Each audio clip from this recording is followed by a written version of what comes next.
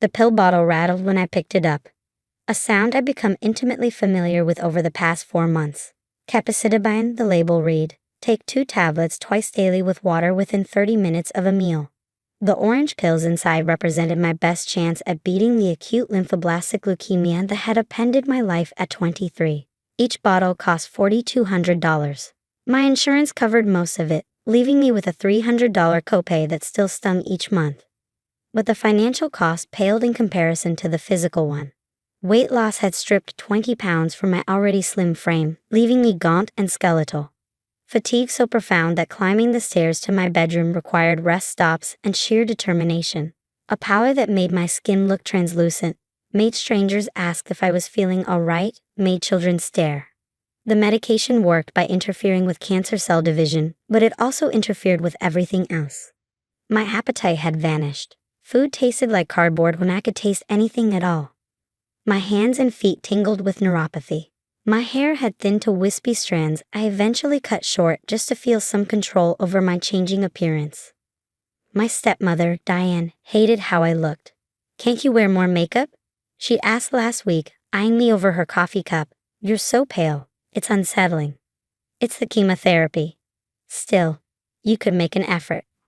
I'd moved back home after my diagnosis, partially because my father insisted, and partially because living alone during intensive treatment seemed unwise. Dad had remarried 3 years ago, and Diane had tolerated my presence until I got sick. Now my illness inconvenienced her carefully curated image of domestic perfection. The party had been planned for months, a fundraiser for the local arts council hosted at our home, with a guest list that read like a who's who of the city's social elite. Diane had spent weeks preparing, her anxiety and excitement building with each passing day. Professional caterers hired from the city's best restaurant, a string quartet flown in from Seattle, flowers shipped from Portland because the local florist wasn't sophisticated enough, 3 fittings for a designer dress that cost more than my car payment. She'd show me the seating chart, the menu cards with their calligraphy, the custom cocktail napkins with the event logo. Every detail had been agonized over, refined, perfected. This party was her debut into a social circle she'd been courting since marrying my father. The right impression here could mean invitations to boards, committees, the inner sanctum of the city's philanthropic elite. And I, with my sickly appearance and prescription bottles, was a liability she couldn't afford. "I need you to stay in your room during the party," she announced on Thursday morning, 3 days before the event. I looked up from my oatmeal, the only food I could reliably keep down lately. "What?" "The party. Saturday night. I need you upstairs, out of sight. It's my house too. It's your father's house, and I'm asking you, as a favor, not to be visible when my guests arrive. You understand why?" I understood. I looked sick because I was sick, and sick people didn't fit Diane's aesthetic. "I'll stay in my room," I said quietly. Saturday arrived with clear skies and perfect weather. Diane spent the day in a controlled frenzy of last-minute preparations. Flowers arranged and rearranged, table settings adjusted, lighting tested. I spent the day in my room, timing my medication schedule. 2 pills at 8 in the morning with toast. 2 more at 8 in the evening with soup. Missing doses wasn't an option. My oncologist had been clear about that. The medication worked by maintaining consistent levels in my bloodstream, skipped doses, and the treatment's efficacy dropped significantly. At 6 in the evening, Diane knocked on my door.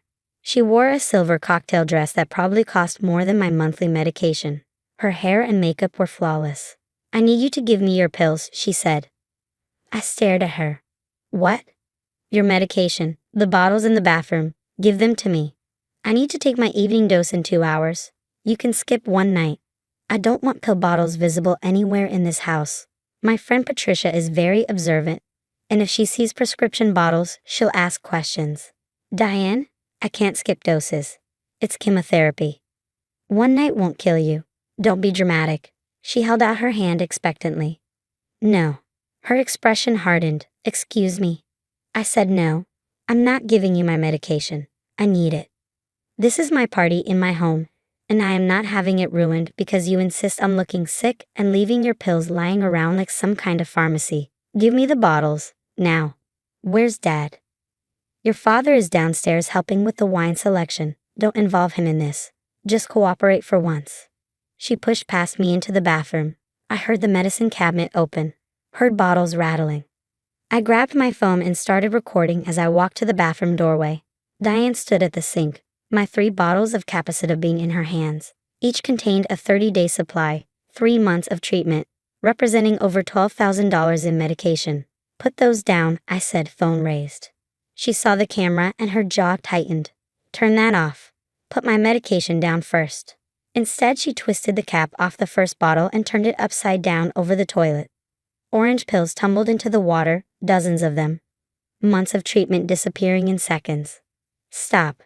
I moved forward, but she blocked me with her body. You make me look sick at my own party, she said, opening the second bottle. I've worked too hard for this night to have you ruin it. More pills hit the water. The second bottle emptied, then the third. She flushed twice. The pills swirled and vanished. There, she said, setting the empty bottles on the counter. Problem solved. Now you have no reason to come downstairs. I was shaking, phone still recording. You just destroyed 3 months of chemotherapy. I destroyed some pills. You can get more on Monday. Stop being dramatic and stay in your room. She left, closing the door behind her. I heard her heels clicking down the stairs, the string quartet start playing, and the doorbell ring as the first guests arrived. I sat on the bathroom floor and documented everything. Photographed the empty bottles with their prescription labels clearly visible, photographed the timestamp, and recorded a voice memo describing exactly what had happened, my voice surprisingly steady. Then I called my oncologist's emergency line. Dr. Williams called back within 20 minutes. What's wrong? My stepmother just flushed my entire medication supply down the toilet. All 3 bottles. Silence. Then, carefully, all of it. Every pill. I have it on video. You need to go to the emergency room, tonight. Missing even 2 doses of your current protocol could be dangerous. I'll call ahead and authorize an emergency supply. The ER visit lasted 4 hours. They examined me, drew blood, and consulted with Dr. Williams remotely. The pharmacist on duty managed to fill a 7-day emergency supply, enough to bridge me until Monday, when I could deal with insurance. The bill was $2,800. Monday morning, I called my insurance company and explained that I needed my prescriptions refilled 3 weeks early because the original supply had been destroyed. Destroyed how? The representative asked. Intentionally. By a family member. I have video documentation. I'll need to transfer you to our fraud investigation department. The investigation department had many more questions. They wanted copies of everything. The video of Diane dumping the pills, photos of the empty bottles, the ER report, and the police report I'd filed Sunday morning while Diane was at brunch, still glowing from her successful party. An investigator named James Mitchell was assigned to my case. He called Wednesday afternoon, his voice professional but with an undercurrent of what sounded like controlled anger. I've reviewed your documentation, he said. This is pretty clear-cut. Your stepmother destroyed over $12,000 worth of medication that our company paid for. That's insurance fraud. But it's more than that. It's medical endangerment. It's interference with life-saving treatment. I just need my medication replaced. We'll replace it. Already approved. You can pick it up today, but we're also pursuing damages. Your stepmother's actions forced you to seek emergency care, caused you to miss critical doses of life-saving medication, and cost both you and our company significant money. More importantly, she put your life at risk over party aesthetics. We take this very seriously. What happens now? Full investigation. I'll interview all parties involved, review all evidence, and document everything. Then we determine liability and pursue damages through our legal team. This isn't just about reimbursement. This is about accountability. He interviewed me first, recording everything in his office downtown. He asked me to walk through the entire incident chronologically, starting from when Diane first asked me to stay in my room. He reviewed my video frame by frame, noting timestamps, her words, and the visible prescription labels on the bottles. He examined the photos I'd taken, read through the ER report line by line, and consulted with Dr. Williams about the medical implications of missed doses. Your oncologist states that missing even 48 hours of this medication could significantly impact treatment efficacy. He said, reading from his notes, that you're at a critical stage where consistency is paramount. Is that your understanding as well? Yes. Dr. Williams was very clear about that from the beginning. Then he interviewed Diane. I wasn't present for that conversation, but Dad told me about it later, his voice heavy with something between shame and exhaustion. She had been confident at first, he said, dismissive of the entire investigation. Just a misunderstanding between stepmother and stepdaughter. I was exaggerating, being dramatic, making a situation out of nothing. The pills were probably expired anyway. She'd done everyone a favor by disposing of outdated medication. Then James showed her the video. She tried several different approaches, Dad said.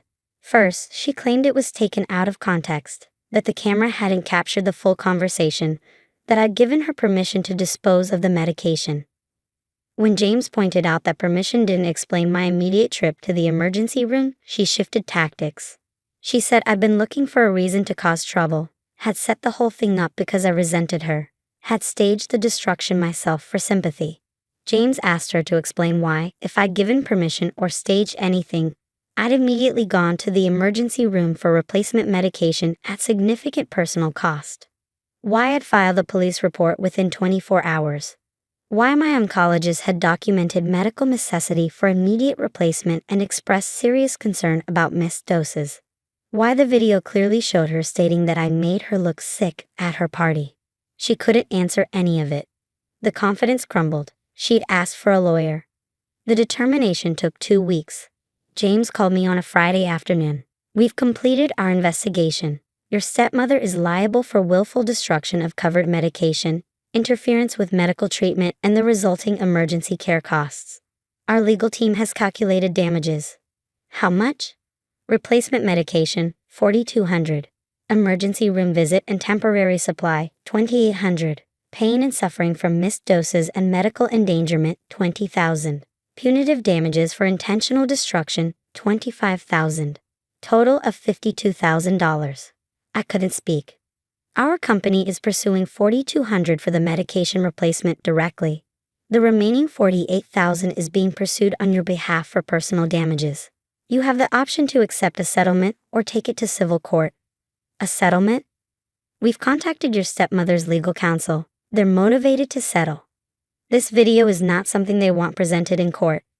The settlement offer came 3 days later, $50,000, paid in full within 30 days, in exchange for not pursuing criminal charges beyond the police report already filed. I accepted. Diane didn't speak to me after that. Neither did Dad initially. He was caught between his wife's humiliation and his daughter's near-death experience. Eventually, he chose Diane, the way he'd been choosing her all along. I moved out 2 weeks after the settlement cleared. I found a small apartment near the hospital, close to my oncologist's office. I furnished it with money from the settlement. I set up automatic pill reminders on my phone, backup alarms, and a locked cabinet for my medication. The treatment continued. 6 more months of pills, taken religiously, twice daily, never missed. The leukemia responded. My counts improved.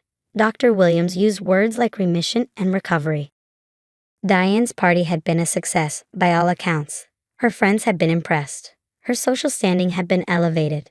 She posted photos on social media, perfectly staged shots of elegance and refinement.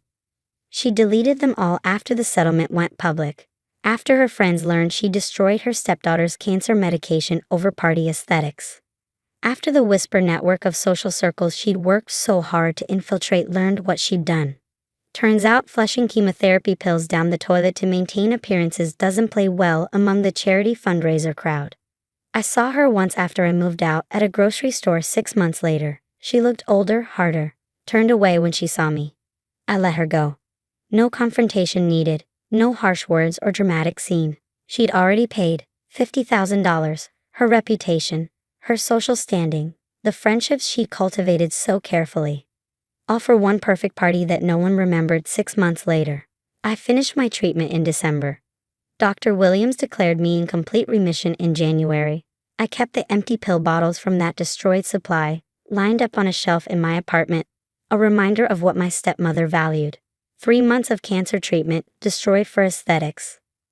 But I documented everything, every pill that fell into that toilet, every empty bottle, every word she'd said. And documentation, it turns out, is more powerful than image. Evidence matters more than appearances. My stepmother had spent years building a perfect facade. One video brought it down. $50,000 later, she learned that some things cost more than you expect. Like flushing your stepdaughter's chemotherapy down the toilet because she made your party look less perfect. The insurance investigator had been right. They took it seriously. And so did the courts, the settlement agreement, and everyone who learned what she'd done. I take my pills twice daily now, in my own apartment with my own locks on my own medicine cabinet. The leukemia stays in remission. My hair grew back, my weight returned. The color came back to my face. I look healthy now, not sick at all. And I kept every piece of documentation just in case I ever need to prove what happened. Because some things are worth recording, worth preserving, worth fighting for. Like your life. Like your medication. Like the truth about who destroys cancer treatment for party aesthetics. My stepmother learned that lesson at $50,000. I learned it too, but my lesson was different. I learned that sometimes the people who should protect you will betray you for something as shallow as appearances. And when they do, documentation is your best defense. Record everything. Document everything. Keep the evidence. You never know when you'll need proof that someone chose aesthetics over your life.